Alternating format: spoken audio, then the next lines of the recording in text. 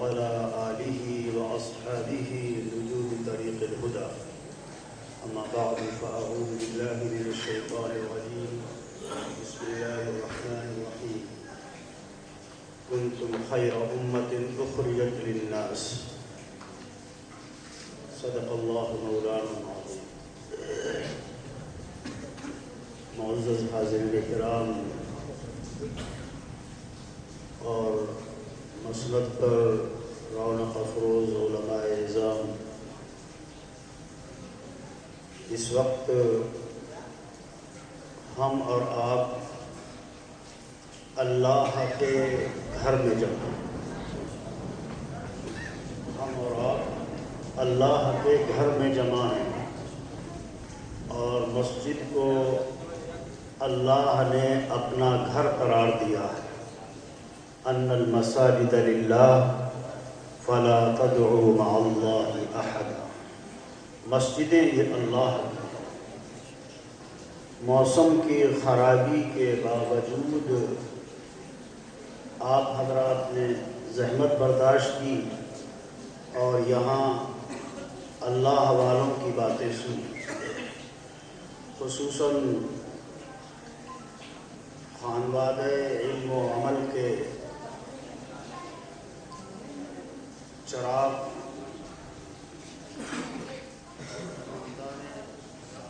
سے تعلق رکھنے والے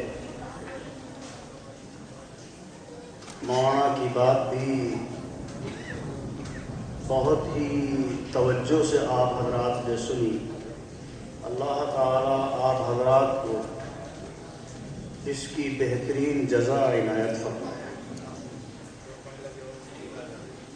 یہ جلسہ مدرسے کا جلسہ ہے. مدرسے کے جلسے میں عام طور پر بات ہونی چاہیے علم اور عمل. اس انداز کی بات ہونی چاہیے جس سے انسانیت کو فائدہ پہنچے. مسلمان نہیں کہہ رہا ہوں، انسانیت کو فائدہ پہنچے، انسانوں کو فائدہ پہنچے. آیت کریمہ کا جو مختصر سا ٹکڑا میں نے پڑھا ہے، اس میں اللہ تبارک و تعالی نے امت محمدیہ علی صاحبہ الصلاۃ والتسلیم کو جو پیدا کیا ہے اور اس کے اوپر جو ذمہ داری ڈالی ہے وہ اس ٹکڑے میں بیان کی گئی ہے. اس ٹکڑے میں ایک جملہ ہے اخرجت للناس. تم بہترین امت ہو. تم بہترین امت ہو. کون کہہ رہا ہے؟ کوئی انسان کہہ رہا ہے؟ کوئی نبی کہہ رہا ہے؟ نہیں.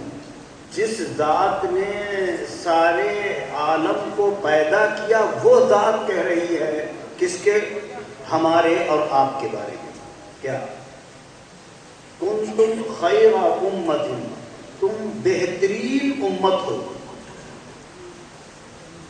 ہر بہترین چیز کسی نہ کسی فائدے کے لیے تو پیدا کی جاتی ہے. بہترین گھر بناؤ.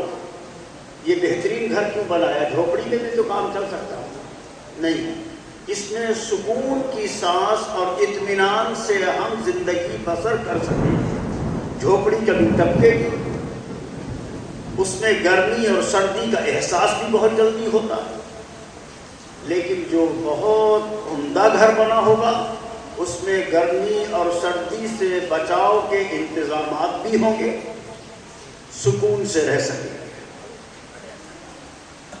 ہمیں اور آپ کو بھی ہمارے اور آپ کے پیدا کرنے والے نے بہترین امت کہا ہے. کیوں کہا ہے؟ آگے اس کے فرمایا اخرجت للناس.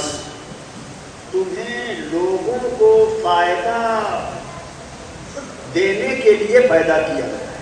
تم لوگوں کو فائدہ پہنچاؤ، اس کے لیے تمہیں پیدا کیا گیا ہے. ایک آدمی وہ ہے جو صحت مند ہے، بدن کے اعتبار سے بھی صحت مند ہے، عقل و دانش کے اعتبار سے بھی صحت مند ہے، اور دوسرے فضائل کے اعتبار سے بھی صحت مند ہے۔ اللہ تعالیٰ نے علم و عمل بھی اس کے اندر پھوٹ پھوٹ کے بھر رکھا، اس اعتبار سے بھی وہ صحت مند ہے۔ اور ایک آدمی وہ ہے جو جسم سے بھی مفلوج ہے، اپاہج ہے، دل و دماغ سے بھی اپاہج ہے۔ فائدہ کون پہنچائے گا؟ یہ اپاہج آدمی جو عقل سے بھی اپاہج ہے، دل و دماغ سے بھی اپاہج ہے، بدن سے اپنی اپاہج ہے، یہ فائدہ پہنچائے گا؟ اس سے آپ کیا فائدہ حاصل کریں گے؟ اس کی تو آپ خدمت ہی کریں گے، آپ کیا کریں گے؟ اس سے آپ کو فائدہ کیا ہوگا؟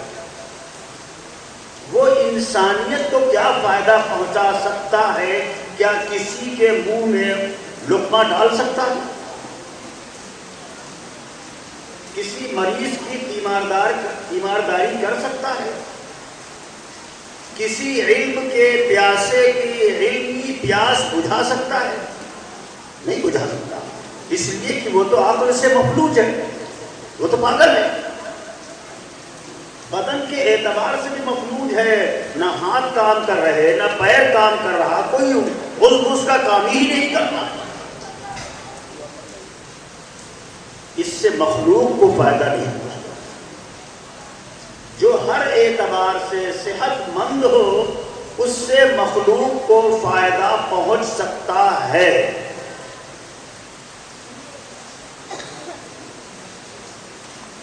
اللہ تبارک و تعالیٰ نے انسان کے اندر بہت سی خصوصیات رکھی ہیں۔ انہی خصوصیات میں سے ایک خصوصیت یہ ہے کہ یہ اس کے اندر وہ صلاحیت رکھی ہے کہ جس سے یہ پوشیدہ چیزوں کو جان سکے، جو اسے معلوم نہیں ہیں ان کی معلومات حاصل کر سکے۔ مثال کے طور پر کچھ چیزیں ایسی ہیں جنہیں آپ دیکھنے کے بعد پہچانتے ہیں کہ یہ فلاں چیز ہے، آپ اس چیز کو چکھ کر نہیں پہچان سکتے، اس چیز کو چکھ کر نہیں پہچان سکتے۔ مثال کے طور پر اگر آنکھ جیسی دولت اللہ نہ دیتا کسی کو، تو کیا وہ روشنی کو پہچان سکتا کہ ہم چکھ کے پہچان لیں گے روشنی کیسی ہوتی ہے؟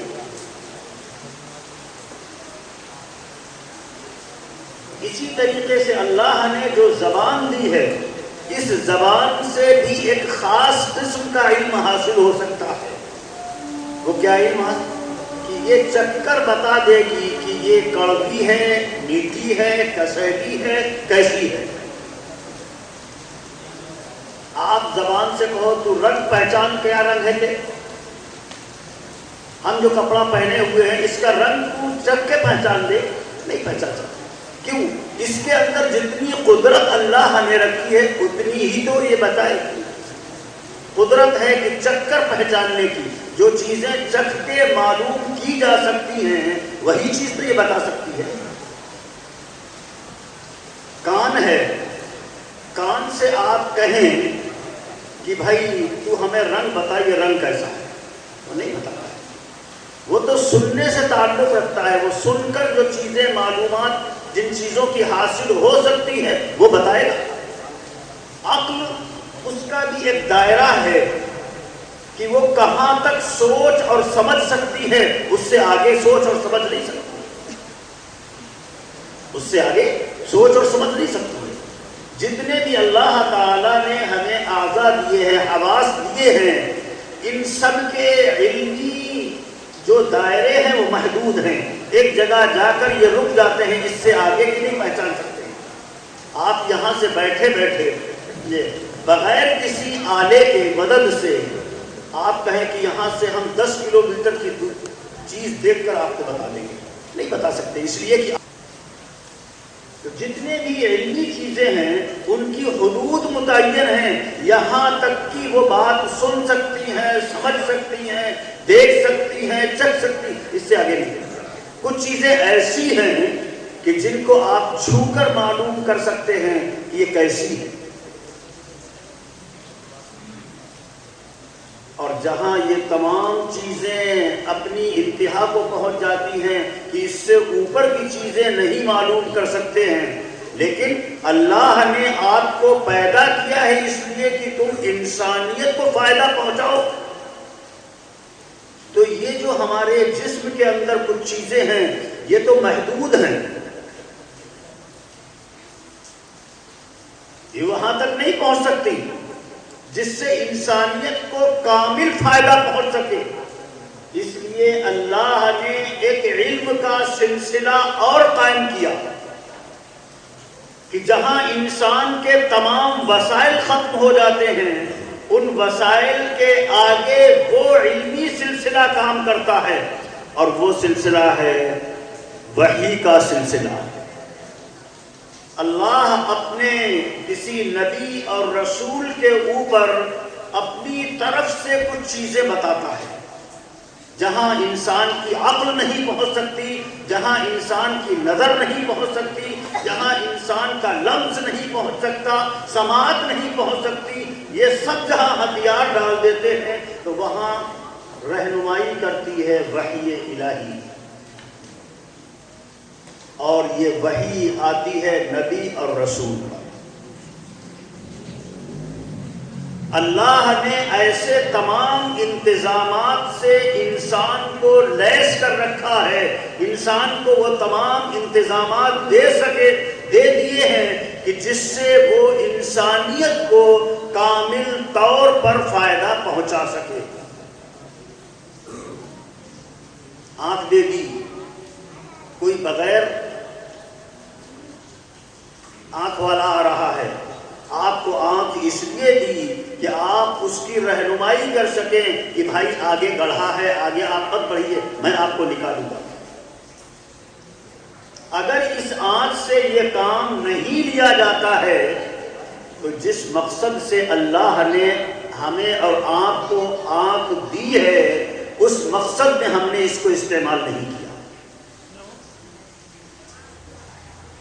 زبان خیر کی باتیں پہنچانے کے لیے دی گئی ہے کہ جو باتیں اپنے علم کے، جو تمہارے جسم کے اندر ہم نے علم کے آلے رکھ رکھے ہیں، ان سے جو تم معلومات حاصل کرتے ہو اس کو بھی اس زبان کے ذریعے سے دوسروں تک پہنچاؤ، اور جو تم حاصل نہیں کر سکتے ہو تو وہ جو وحی الہی بھیجی گئی ہے نبی اور رسول پر، جس کے واسطے سے تم تک پہنچی ہے، اس کو بھی اس زبان کے ذریعے سے آگے بڑھاؤ۔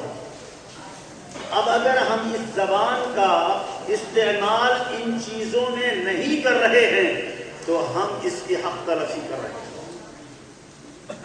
ہمیں معلوم ہے کہ یہ خیر کا کام ہے۔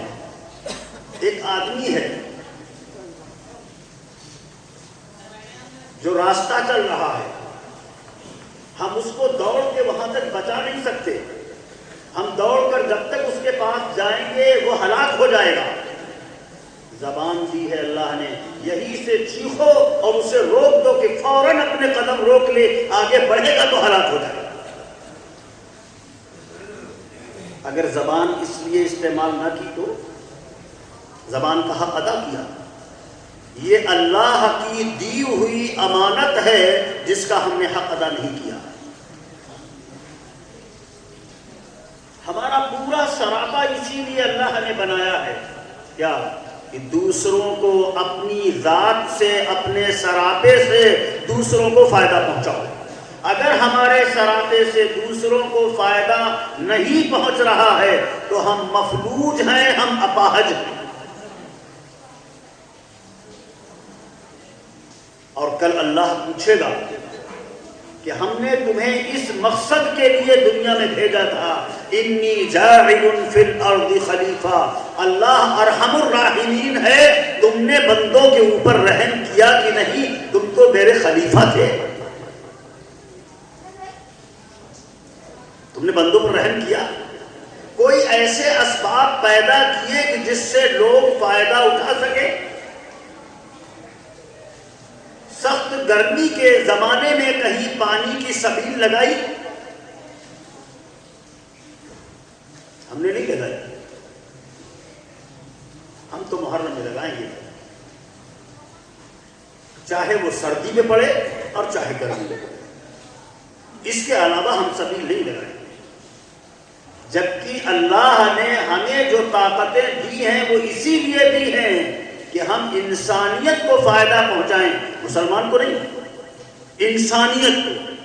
مسلمان خاص نہیں ہے، ساری انسانیت کو ہماری طاقت سے ان کو فائدہ پہنچے. ہم نے گرمیوں میں سبیل کیوں نہیں لگائی؟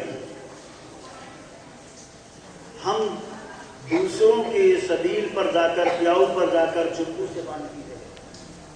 ہم پانی پلانے والے تھے، ہم خود پانی پینے والے دوسروں کے یہاں بن گئے. ہلاکت عزت و ایمان کی تیرا جام ہے ساقی.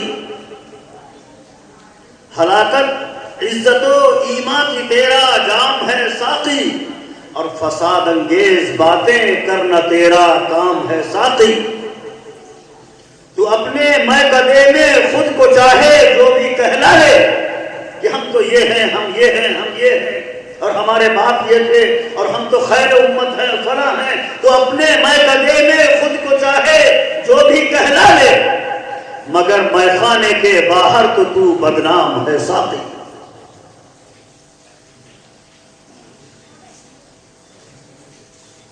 ہم آئے تھے منکرات سے بچانے کے لیے کہ انسانیت کے اندر جو غلط عادتیں پیدا ہو جاتی ہیں ہم وہ غلط عادتیں پیدا ہونے سے روکیں کہ انسانوں کے اندر وہ غلط عادتیں نہ پیدا ہوں. جھوٹ تو ہم خود ہی بولنے لگے بیٹھ کے، غیبت تو ہم خود ہی کرنے لگے بیٹھ کے. تو اخرجت للناس جس کے لیے پیدا کیے گئے وہ کام ہو رہا ہے. ہم خود جھوٹ بول رہے ہیں، دوسروں کو جھوٹ سے کیا منع کریں گے؟ ہم خود غیبت کر رہے ہیں، مسجد میں بیٹھ کے غیبت کر رہے ہیں، ہم خود برائی کر رہے ہیں، ہم خود غلط نگاہیں نامحرموں پر ڈالتے ہیں. جبکہ قُل لِّلْمُؤْمِنِينَ يَغُضُّوا مِنْ أَبْصَارِهِمْ، ہمارے آقا نے فرما دیا مومنین سے کہہ دو کہ اپنی نگاہوں کو جھکا لیا. کتنے جھکاتے ہیں؟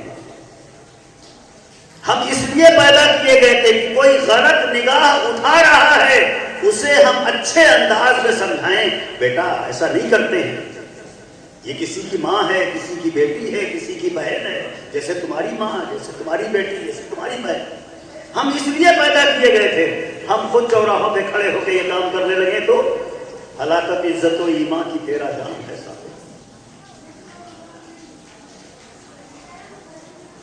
ہم دوسروں کے نبض پر ہاتھ رکھنے کے لیے پیدا کیے گئے تھے کہ دوسروں کی نبضیں ٹٹولو، ان کے اندر جو بیماریاں ہیں انہیں دور کرنے کی کوشش کرو.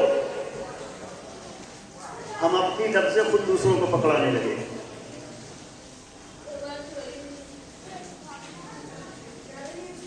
ہم اپنی نبضیں خود دوسروں کو پکڑانے لگے. ہم خود دوسروں کے محتاج ہو گئے. اور ہیں کون؟ خیر امت.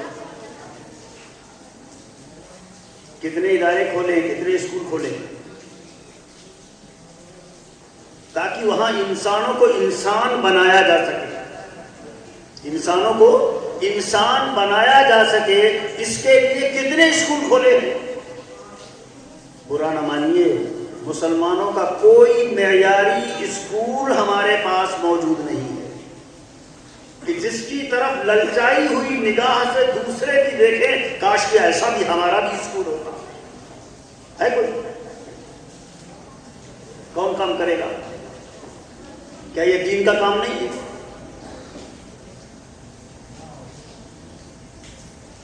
اگر ہمارے معیاری اسکول، معیاری کالج ہوتے تو کیا امت آج ایسے ہی ٹھوکر کھا رہی ہوتی ہے؟ امت آج ایسے ہی ٹھوکر کھا رہی ہوتی ہے.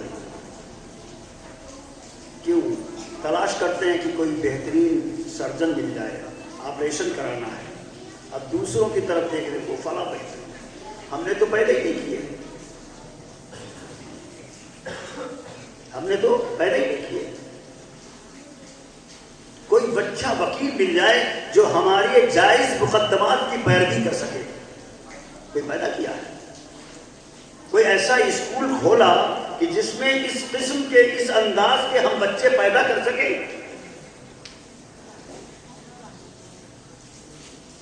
برا نہ مانیے گا، دوسروں کے اسکول میں لاکھوں روپیہ تعاون دینے کے لیے تیار ہیں. اتنا ڈونیشن لے لو، میرے بچے کا داخلہ کر لو، ہیں تیار کہ نہیں؟ آپ نے اپنا ایسا اسکول کیوں نہیں کھولا؟ آپ نے ایسا اپنا اسکول کیوں نہیں کھولا؟ اور اپنے اسکول جو کھلے ہیں ان کے پاس آپ کیوں نہیں گئے کہ بھائی آپ اپنے اس ادارے کو معیاری بنائیے، ہم دوسری جگہ 1 لاکھ کا ڈونیشن دیتے ہیں، ہم آپ کو 1.5 لاکھ کا ڈونیشن دیں گے، آپ اچھے استاد رکھ کے ہمارے بچے کی تعمیر اچھی کر دیجئے، اس کا مستقبل بنا دیجئے. کبھی سوچا؟ برا نہ مانیے گا، اپنے اسکولوں کو تو ہم فیس بھی نہیں دیتے. میں جو بھگت رہا ہوں وہ بتا رہا ہوں. اپنے اسکولوں کو ہم فیس نہیں دیتے اور دوسری جگہ جا کر 1-1 لاکھ 2-2 لاکھ ڈونیشن دیتے ہیں، 20-20 ہزار روپیہ ماہانہ فیس دے رہے ہیں. اور اپنا کوئی اسکول کھولے تو 200 روپیہ بھی ماہانہ فیس دینے کو تیار ہے. کیا اسی طریقے سے قوم ترقی کرے گی؟ کیا اسی طریقے سے ہم ملک کی اور ملت کی خدمت کریں گے؟ ہم خود اپاہج ہو گئے، ہم اپنے بچوں کو بھی اپاہج بنا رہے ہیں. خود بھی اپاہج ہو گئے اور اپنے بچوں کو بھی اپاہج بنا رہے ہیں. کیا 10 آدمی آ کر مفتی صاحب سے درخواست نہیں کر سکتے کہ مفتی صاحب آپ اس انداز کا تعلیم دیجئے، ہم آپ کے ساتھ کھڑے ہیں، ہم بچے بھی لا کے آپ کو دیں گے، مالی تعاون بھی کریں گے، آپ بہترین استاد رکھیے جو انگلش بہترین جانتے ہوں، دینیات میں بھی ماہر ہوں، ہمارا بچہ دین میں بھی فائق ہو جائے اور ہمارا بچہ دنیاوی تعلیم میں بھی ایسا ہو جائے کہ لوگ اس کے سامنے آتے شرما جائیں. صلاحیتیں ہیں، سب کچھ کر سکتے ہیں ہم، لیکن کرتے نہیں ہیں. ہم نے اپنے آپ کو مفلوج بنا لیا ہے، جبکہ اللہ کہہ رہا کہ نہیں، تمہیں تو انسانیت کو فائدہ پہنچانے کے لیے پیدا کیا گیا ہے. ہر ایسے سبب اختیار کرو، ہر ایسا طریقہ اختیار کرو جس سے انسانیت کو فائدہ پہنچے.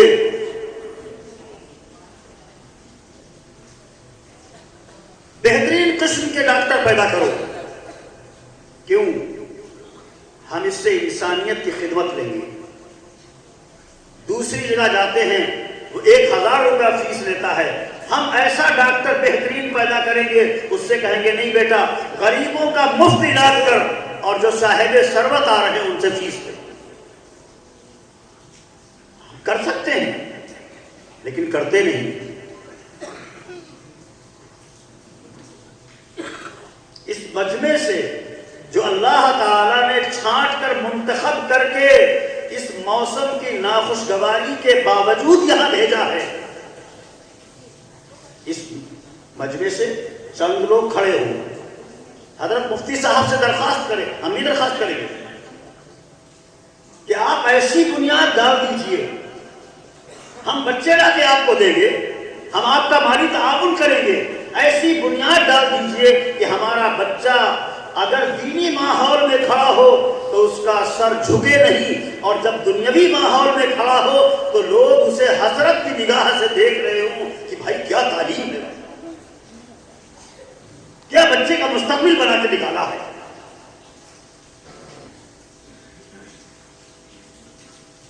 لیکن ہوتا کیا ہے؟ نشستم و برخاست، بیٹھے اور بیٹھ کر اٹھ کر چلے گئے. ہاں بات تو قاعدے کی کہی تھی، بات ختم ہوگی بس. نہیں، عملی جامہ پہناؤ، اٹھ کے کھڑے ہو جاؤ، نہیں ہم یہ کام کریں گے اور مفتی صاحب سے درخواست کریں گے. عملی جامہ پہناؤ.